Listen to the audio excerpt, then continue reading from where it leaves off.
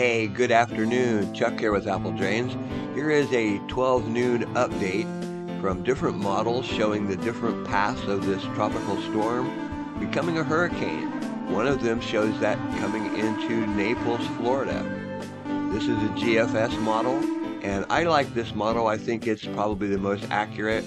It shows it coming into the Apalachicola area. This is the GEM model, and this one kind of shows it going out into the Gulf. Not really sure where it's going. It just goes out into the Gulf. Still a long-range forecast, so you never know. But back to that first model, the ECM-WF model. This one still shows it coming into Naples, Florida.